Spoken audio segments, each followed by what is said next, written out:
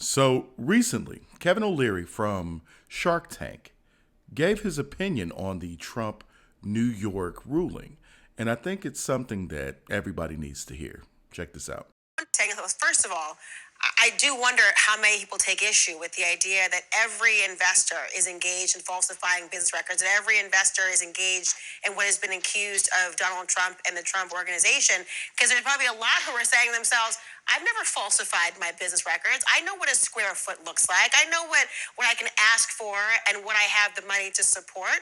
So I wonder to what extent that really is true. But on the second point, wouldn't there be many companies who would not want to do business or loan money to people like yourself or investors if they know that they can get away with fraud and there's no recourse to protect them?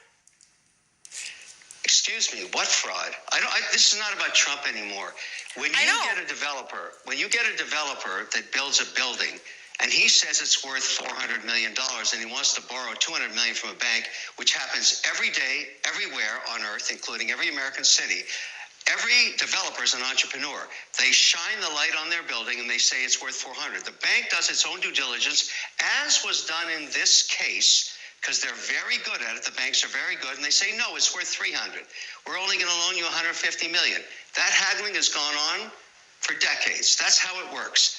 And then in this case, even the bank that was supposedly defrauded testified and said, we didn't lose anything. We want to do business with this guy again. We'd like to, but the judge said, no. Let's penalize this developer for $355 million. And if we're going to do that, let's penalize all the developers all across America. They've all done the same thing. All of them should go to jail, and we should stop building buildings. That's what the message is from New York. Even the governor herself is concerned about what this looks like to investors all around the world. It's not just U.S. domestic. All around the world, people are talking about what happened here. You really think people want to invest money in New York after this? How about we go somewhere else? I think there are people who would. I don't want to cut you off, but I want to converse with you instead. You just did. It's only because I want to have a conversation, Kevin, as opposed to just having you tell me. Because you're a lawyer. You're a lawyer. You understand exactly what I'm talking about. I got to tell you, I'm respectable for a number of reasons, Kevin O'Leary, but being a lawyer is one of those issues. But I'll tell you, when I hear your conversation, and I do want to converse with you about this point, I understand that there are legitimate concerns that were raised during the trial and will continue to be raised about who the quote unquote, who is actually bringing the suit. It wasn't the banks who were saying that we as consumers or unsophisticated feel this way. But Letitia James, the Attorney General, and I know you want to expand beyond Trump, has suggested, well, it's about making the playing field level for those who are not the major and billionaire investors, but for those who are supposed to put business records out there, want to get a loan, the idea of making sure that they have to have the same true statements included as those who have a lot more money. Is there any weight to that for you?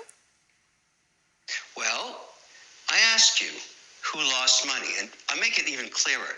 You and we're developing a data center together, and I say to you, we can go to New York, where this just happened.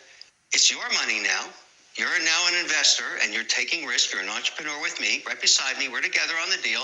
Or I can show you Oklahoma, North Dakota, West Virginia, where the governors actually ran businesses. Let's go there, where this never happened before. They have power. They have permits. They've got legislation that's supportive of entrepreneurship. Why would we go to New York? Why take the risk? My only point is, did we just diminish the great state of New York and the great people of New York? And shouldn't they ask for better management so they don't become a flyover state? Remember, New York has the highest taxes in the country, the worst regulatory environment, and it's incredibly mismanaged. And I'm pointing out now, on top of that, you get this insanity. A victimless crime, and forget about Trump. It's not about Trump. I don't care about Trump in this. I care about America, and I care about entrepreneurship, and I care about democracy and the fairness. The judicial system is now being criticized. People are asking themselves, the bar of New York, is this judge rational to charge $355 million in a case where no one lost any money? Is that good for the people of New York? Shouldn't the people of New York wake up to this and say, what's happening to us? Why is this becoming so perverse? Why are we the focus of this injustice? And nothing to do with Trump. I'm not supporting Trump. I'm supporting American entrepreneurship.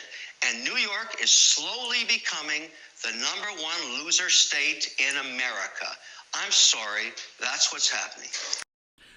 So as you can see, Trump has had this heavy fine levied against him for doing the exact thing that real estate investors do. They value their property at whatever they think that people will actually pay for. The fact that even Kathy Hochul is concerned with this decision should tell you something. This is the government overstepping their boundaries. And now we really know why they decided to prosecute Trump for something that everybody does. But the question is, where does it stop? Should now homeowners be concerned with being prosecuted? Because let's say, for instance, you have a house. You look at the market value of surrounding property around you. You put a price on your house that you believe people would pay for. And now you've been charged with fraud. Because that's what's going on. You know what's crazy is Tim Pool from Timcast actually had a prediction about this. Check this out. From ABC News, Letitia James says she's prepared to seize Trump's buildings if he can't pay his $354 million civil fraud fine. And I hate to say I told you so. They haven't yet done it. Okay, so it's not like the prediction has absolutely come true, but this is the first step in making this move. They could not just come out and say, Donald Trump, we're taking your buildings. They've got to go in increments. Now let me slow down. For those of you who are like, wait, what's this Trump fraud thing? What's going on with this? Well, let me help by lifting up the rock for you that you have been sleeping under and explain. Donald Trump was accused of fraud because his business valued their own assets at a number they determined, which is what literally everybody does. They didn't give Trump a trial over it. They summarily determined in a summary judgment, bang, judge says, nope, Trump committed fraud. Next question. They then said, okay, how much will Trump owe in damages? The question becomes damages to who? Didn't matter. They ruled $354 million. The next step. So my prediction here was, during this process, they claimed Mar-a-Lago, which is coast to coast West Palm Beach, Palm Beach property, not West Palm Beach, Palm Beach property. So it's water on both sides, 20 plus acres. They said it's billion-dollar properties worth $20 million. That makes no sense because its neighboring properties, which are a tenth of the size, go for $40-50 million. We know they're lying. Once we saw that move, this was my prediction. In New York, they're going to fine Trump hundreds of millions of dollars. I said $250 million. I think that was what people expected. They're going to claim his $500 million building is worth $10 million or $5 million. Then they're going to seize that building, and Trump will still owe $350 million. This way, the amount they find him doesn't matter. They will take all of his New York-based asset. They've already said he can't be an officer of a company.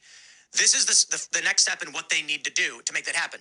They couldn't just come out afterwards and be like, Trump was fined, therefore we're seizing his buildings. We've done it, then bang the gavel. Because people would be like, whoa, wait, what? Like, give Trump a chance. No. The first thing they're going to do, PR-wise, public declaration. We are prepared to do this if Trump doesn't pay. The next thing they're going to do is exactly what they did to Trump and Alex Jones. The courts or the court officers will determine that for some reason, Trump is not paying the fine. Trump will move to file an appeal. They'll argue, no, you have to pay the fine. Even if you're appealing, we demand it be paid. They're saying that Trump's got to pay 10% of a bond, so $35 million if he wants to appeal. They're going to make up some excuse. They're going to claim Trump never submitted the proper paperwork. They're going to lose the paperwork, and then after a certain amount of time, they are going to file default against Trump and try and seize his buildings. My prediction. I have to say, I think he's spot on. It really goes to show you that most Americans really have been paying attention to this political persecution. And even to appeal this perversion of the justice system, he has to get a massive bond. I think the Democrats' strategy is going to bite them in the rear, though, because you're making people actually pay attention. They see what you're doing, and it's going to backfire.